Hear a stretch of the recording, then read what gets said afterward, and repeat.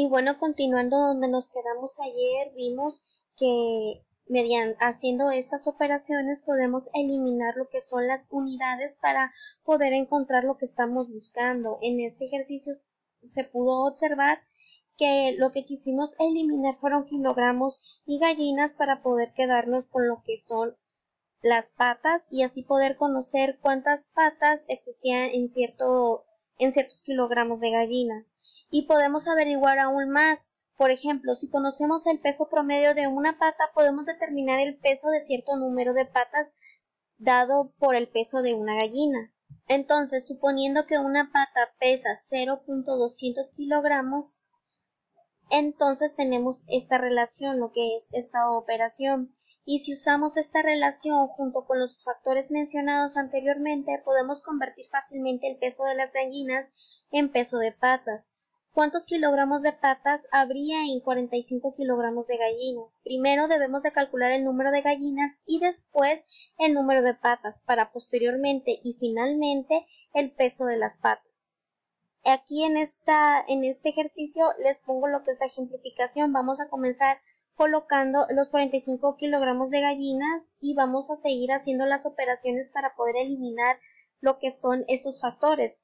Al final queremos quedarnos con el conocimiento de cuántos gramos de patas hay en 45 gallinas. Vamos a empezar a eliminar lo que son gallinas, patas y patas para finalmente poder quedarnos con los 8.0 kilogramos.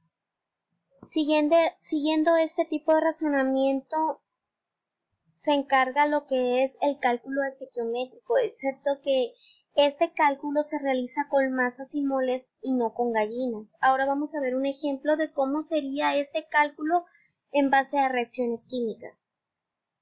En este ejemplo podemos ver que el hidrógeno cuando se combina con el oxígeno forman agua. Entonces de este lado se van a poner los reactivos o lo que va a entrar a la reacción y de este lado sale el producto o lo que se obtiene cuando la reacción ya se lleva a cabo.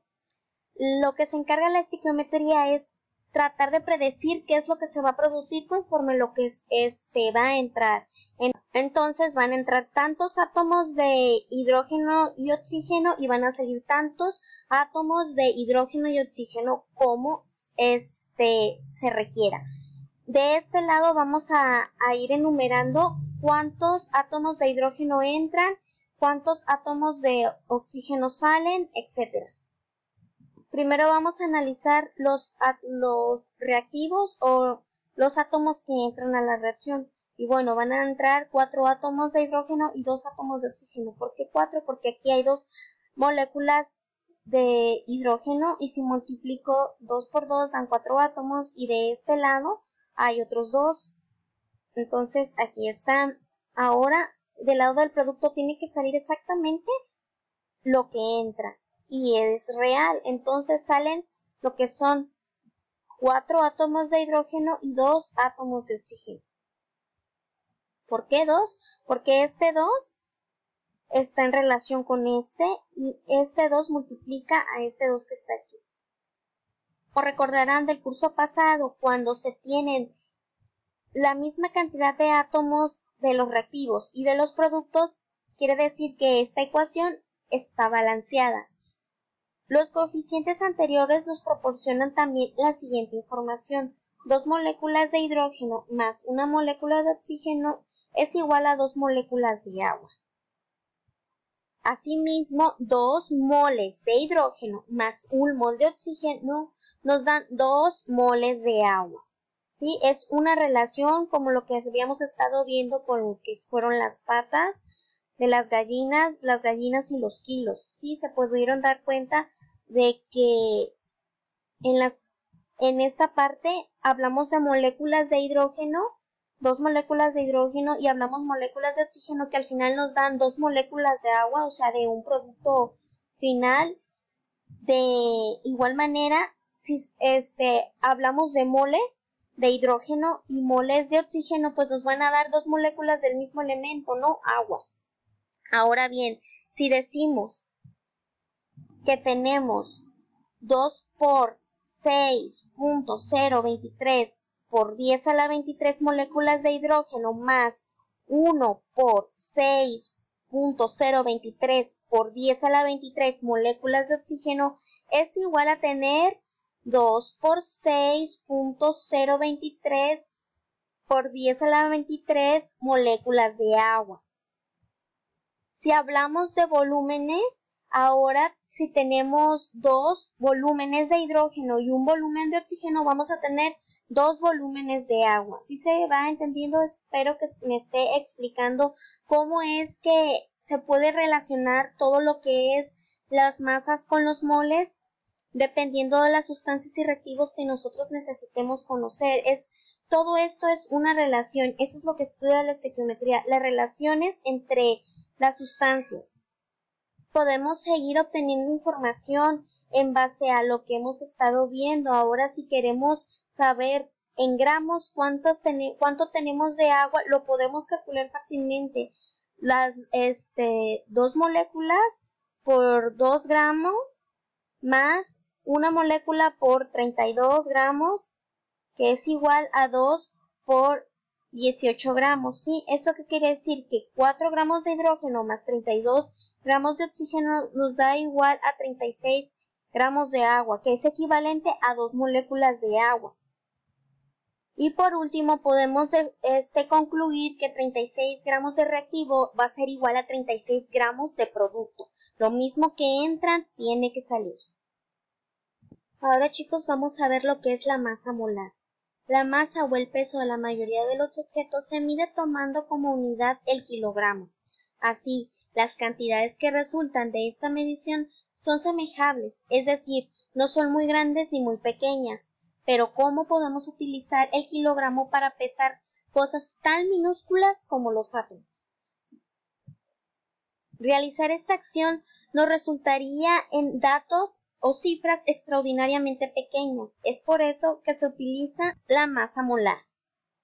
Entonces, para determinar esa masa se escogió en forma relativa al átomo más ligero, que resultó ser el átomo del hidrógeno, y se le asignó el valor de 1. Así, quiere decir que sus átomos tienen una masa 40 veces mayor que los átomos de hidrógeno. A este concepto se le conoce apropiadamente como masa atómica relativa, aunque de manera usual también se puede llamar peso atómico. De hecho, se usa más el término peso atómico que masa atómica, pero es exactamente lo mismo, muchachos. Así que se puede ver en algunos libros masa atómica y también lo pueden encontrar como peso atómico. John Dalton estableció en sus primeros postulados que cada átomo tiene un peso o masa propia y esta es distinto a los otros átomos. Actualmente, y por razones de precisión, para determinar las masas atómicas de los elementos se toma como base el carbono 12. Este isótopo es el más abundante de los carbonos, al que se le asigna el valor exacto de 12. Esto quiere decir que la unidad correspondiente a la 12ª parte de la masa de dicho átomo es 12. Posiblemente esto ya lo sepan si realizaron sus tareas. Entonces, como recordarán de sus cursos pasados de química, las moléculas están formadas por 2 o más átomos y por esta razón el peso de una molécula es la suma de los pesos de los átomos que la forman. A esto se le llama peso molecular o masa molecular. Esto es porque esta representa cuántas veces es mayor la masa de una molécula compuesta que la masa del átomo de hidrógeno. Para poder calcular la masa molecular se debe sumar las masas atómicas de los átomos que integran una molécula. ¿Cómo conocen las masas atómicas que integran una molécula? Bueno, para esto se va a necesitar su tabla periódica. Además, también se puede necesitar lo que es la fórmula molecular, pues en cada una de ellas nos indica el número de átomos que contienen los elementos que la constituyen. Una fórmula química o una fórmula molecular vendría siendo esta, precisamente la del agua. Eso es una fórmula química o una fórmula molecular. Aquí se puede observar que aquí existen 2 átomos de hidrógeno y un átomo de oxígeno. Entonces vamos a calcular la masa molecular del siguiente compuesto, que es el agua. Entonces, para esto nos vamos a tener que ir a la tabla periódica.